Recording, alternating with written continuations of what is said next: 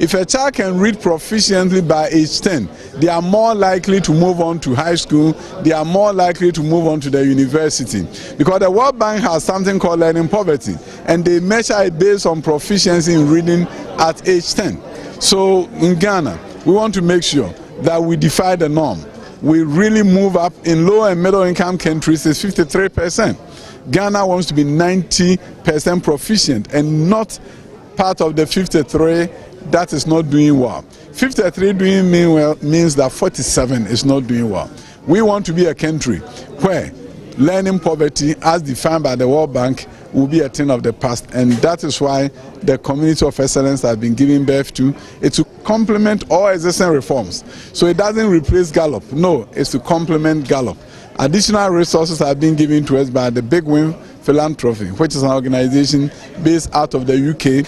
And with that kind of funding, we want to change education in one village at a time. I always say that if you get a village that get 90% of their students reading for understanding by age 10, if you get a village where 90% of the junior high school students are moving up to high school, if you get a village where from high school 90% is moving up into tertiary, that village's future is going to be different. And as I always say, when you visit that village 10 to 20 years from now, and there's a funeral there, there will be cars everywhere.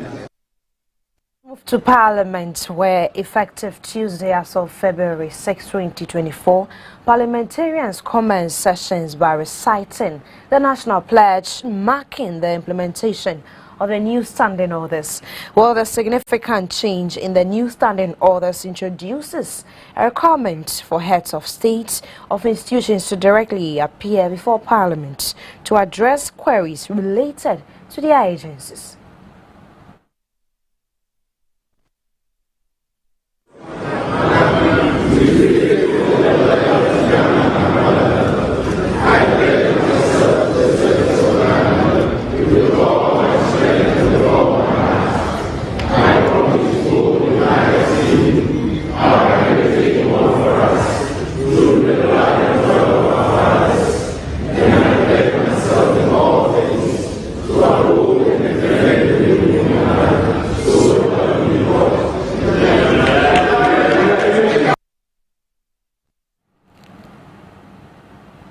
And Member of Parliament for Asin North, James Caci, has resumed his activities in Parliament after a month away from his post following medical treatment abroad. Well, due to his health issues, the MP had been absent from Parliament for almost the entire of the last session.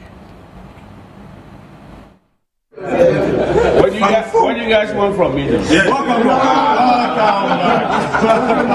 Welcome back. How you doing? Very happy to see you. Ghanaians, I'm alive and kicking, and I'm strong, and I really miss them. But you know, sometimes in life you have to take care of yourself. I'm back in full swing, and I'm going to go take care of my constituent, my caucus, and the country, Ghana. We are going to win, and we're going to succeed again. Let's keep hope alive. Thank you. Means you're unfazed about the legal battle now. The legal battle, you're still fighting it. Well, I mean, you all know the system, the court system, how it works, right? It's not a situation where one can say, it's not a black and white situation. We have to allow time to let the legal system go through its own process. And the worst thing you want to do is to comment on any matter of the same court. So let's save that to the judicial system. Yeah, but the message is that you're ready to work for your constituency and for Ghana and for your party. My people can't wait to see me, to welcome me, to work for them. I say not, there's no turning back. Forward ever, backwards never. And Ghana is going to move forward too. Away from Parliament, scores of residents have been left homeless as over 52 homes and structures have been swept in the fire that gutted Aigbe Town, a suburb in the Tema metropolis. While confirming the incident in an interview with the press, the public relations officer for the fire service in the Tema region, Ebenezer Yenzu, cautioned residents to observe safety standards when handling gas cylinders. timely intervention of the fire department in the Tema region, we would not have heard of a good news yesterday in the evening. We had a distress call that there was a raging fire at a place called Igbe Town in Tema Community 8, and it involved wooden structures that were used as dwelling places. We quickly had to mobilize some men to the scene. Due to the incessant calls that we were getting, so we decided to move multiple vehicles so that we could be able to attend to it. And so we had 2 fire engines and a water tanker moving to the scene, which helped us to be able to contain the fire from spreading to other sources as well. In all, there were about 52 wooden structures that were affected, and we were able to salvage over 100 wooden structures as well, and a warehouse that belongs to a construction company that was adjacent these wooden structures. No casualty was recorded in this incident, and there was no death as well. No casualty in terms of injury or death. And again, what we again want to implore on the people is that the fire service is doing its bit to ensure that we keep our community safe. What the cylinder is trying to fix the burner, but someone also was using cooker to cook. So through that, the fire started. The cylinder get fire, then everything just start from there. So far, this morning, since yesterday, we tried to get them, but we cannot get them that night. So this morning, fire service people help. We get to the leaders, even the MPs, our PC, then everybody, they are here. They promise to help, so that those who didn't get place to sleep yesterday, the whole night we work towards that, and we locate them to our friends, then warehouses, church premises, and all those things. So we are still on. Anybody who have this entity want to support, we are willing to get to the person and appreciate whatever you have to. And the Accra High Court has adjourned the trial involving 7 individuals, including Patience Butchie, 2 former house helps of former Sanitation Minister Cecilia Abnadapa, to March 8, 2024, while the 7 persons are accused of stealing $1 million, 300,000 euros, and various properties valued at millions of Ghana cedis. The adjournment follows the late trial arrival of the defense and accused lawyer for the case management conference. Both the defense and the prosecution lawyers did not arrive in court until Justice Marie-Louise Simon has adjourned the case to March 8, 2024. don't worry.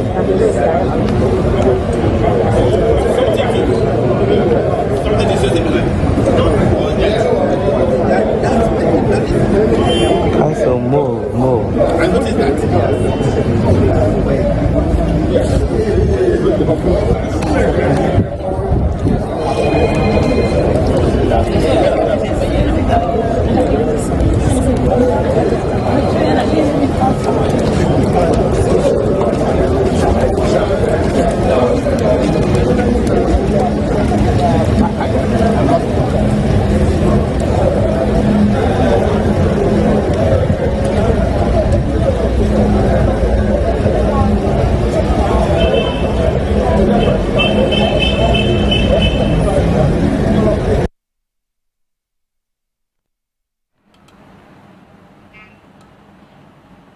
And the Minister for Youth and Sports, Mustafa Yusuf, says he had no role to play in the decision to close down the sports stadium in December for non-sporting activities.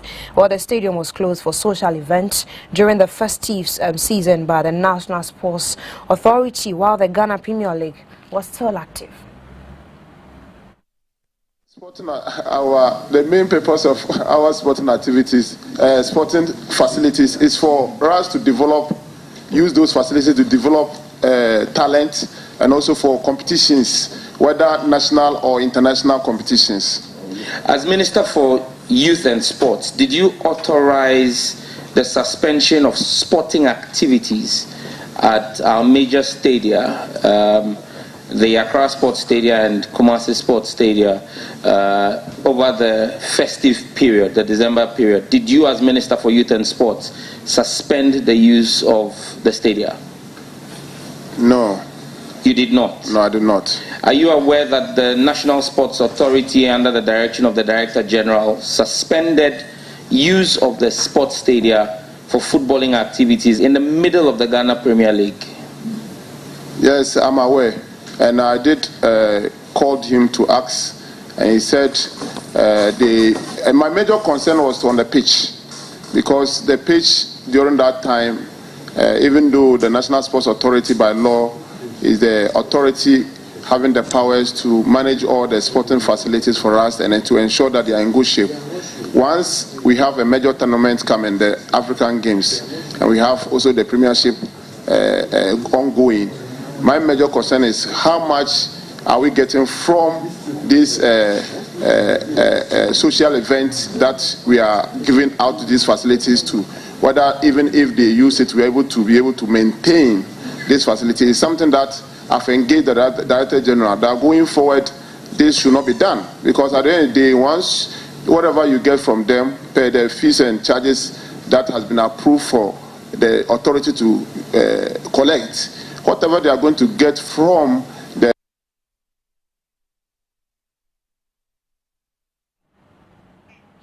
The Director General of the National Sports Authority, Peter Chumisi, has defended his organization's decision to rent out the Accra Sports Stadium for concerts in December last year. Of it, which we call the pitch insurance cover, is able to restore. It's able to restore. I think if you remember, before we shifted our sporting activities to other stadia, we had made mention of this to all stakeholders, that in December, a particular period will be used for other events which are not sporting, and the revenue for it to be able to recover entirely everything. And if you remember, by January 9th, my minister sent a visitor, an inspection team, which was led by Chief Director here. And I think I have all this evidence here, to come and check whether we have been able to recover the pitch. And it's fully done. You still have not answered my question. It's fully done. The usage of the stadium for other purposes, like for example congresses, I think MPP, NDC congresses, they were all held there. They were all held there.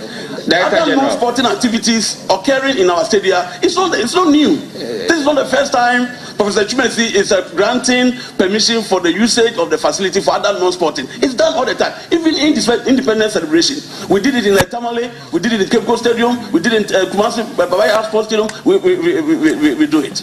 But the question is, are you able to recover it and get back the sporting activities? Yes, we do. We're able to recover. So that is exactly what we have done. Meanwhile, the chairman of the Parliament Public Accounts Committee, James Kluche Avizi, got angry during the committee sitting on Monday, February 5 this year. Well, the subject of his anger was the Director General of the National Sports Authority, Professor Peter Chumisi.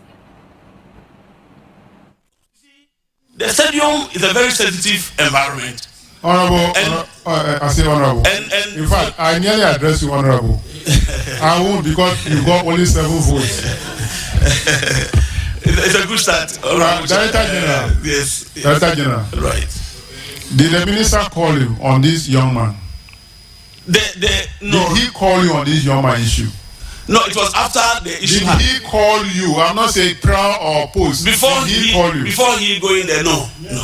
But did he call you on this young man there? No, he invited us to his office after this particular thing incident. So he didn't call you?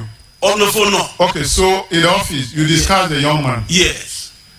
You agree with him that the young man should go and help? No, the issue that we went to his office to discuss was that the Cape Coast Regional Director had disrespected him because he had made Chief Director to send somebody there. And the young man didn't get access. So he needed to get explanation from us as to how this misunderstanding went about. In fact, even after the discussion with the Honorable Minister, we gave him assurance. We perfectly support your suggestion that you gave us, because after all, it's going to help the work of the National Security. You were here except that we didn't know of any such private information. Yes. You were here last year. Seriously, I didn't know. You were here last year. Yes, I just... Director, I'm talking. Why? Why do you behave like this? Is that how you behave? Is that how you are training your children? Sorry. Is that how you are training your children? When you are talking, your children are also talking, you allow them to talk. Why? You were here last year. We admonished you the way you are behaving. It's not good. You're not changing. You're not changing. You're not changing. I'm not sure you learn anything from all the appearances you are coming to appear in the committee. You are not actually respecting the minister at all. It's undermining. You are actually undermining the minister. You are undermining the minister. You are actually undermining the minister. It's not good. It's not good. No. It's a choice. It is not good. Away from that story, the Ghana Mine Workers Union of the Trades Union Congress has added its voice to the call by workers of Future Global Resources for the government to take over the Bogoso Prestia mine and grants the concession to other investors. He had probably done the wrong thing right from the beginning, because if they did their due diligence, all of these things wouldn't have occurred at all. Have in the last 3 months, and more specifically from around October, directed Blue Holdings, and for that matter Future Global Resources, to show proof why the mining lease should not be terminated or withdrawn. The expected thing to have been done by the Minerals Commission was to terminate the mining lease, because within 120 days, if you are unable to show proof, having been served notice, the mining lease is supposed to be terminated or withdrawn. Unfortunately, we are in February now. We do not know what exactly is going on. And so we believe that Future Global Resources, Blue Holdings, have demonstrated to the entire country that indeed they do not have the capacity to run that mine. And for that matter, they must give way to others who are ready and available to run the mine.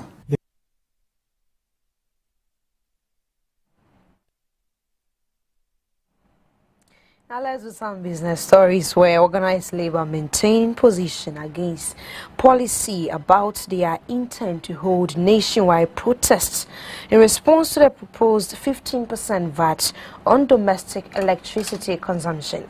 Well, this announcement comes after organized labor had previously informed the government of their opposition to the introduction of the VAT on electricity for customers across the country.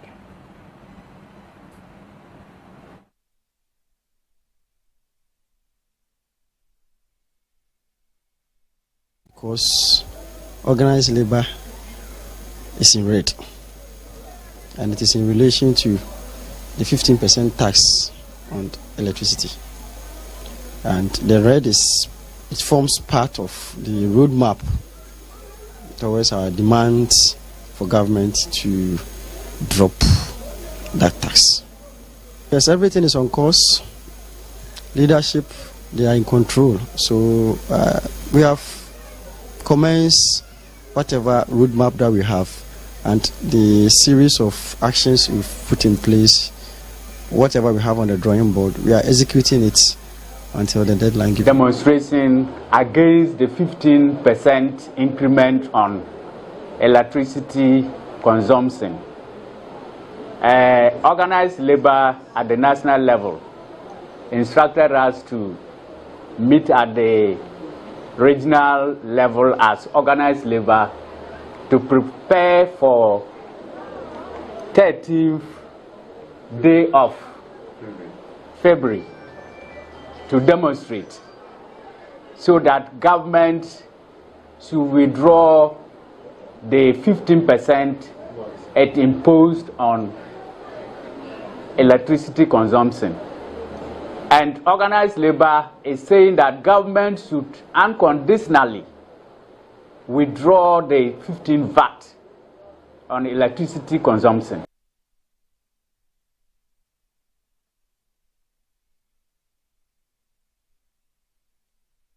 And the Greater Accra Regional Minister Henry Korte has charged Metropolitan, Municipal and District Chief Executives in the region to ensure strict compliance with the 2024 performance contract. Well, as part of a performance management system instituted by the local government service to improve performance and entrance productivity in line with the Local Governance Act, Act 2016, Act 936(1).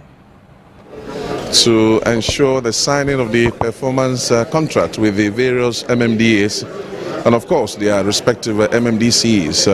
As you can see, we have made an appeal to them to ensure strict compliance and also try to meet our targets. Secondly, we are aware that His Excellency the President has revoked the appointments of some MMDCs in Greater Accra and at the same time nominated some of them. So we will be going around to ensure that these nominees are confirmed. And those who have left, I wish them all the best in their endeavors. And I pray that we'll continue to serve. And Parliament has directed the Ministry of Food and Agriculture to provide compensation to farmers who suffered losses due to the avian influenza, or what we call the bird flu outbreak between 2015 and 2018. The 2022 Auditor General's report has revealed that a significant portion of the allocated compensation funds exceeding 1.8 million Ghana cedi remains unutilized in the ministry's account. You have the list of the farms that are affected. I'm sure you have the certificate for destroying the birds also. Do you have? Yes, Mr. Chairman, we have. So all that you need is that the farmers who are affected and their bank details so that you can do the transfer. I'm sure that you definitely have the contact of this farmer. We are giving you 1 month. Disburse this money quickly.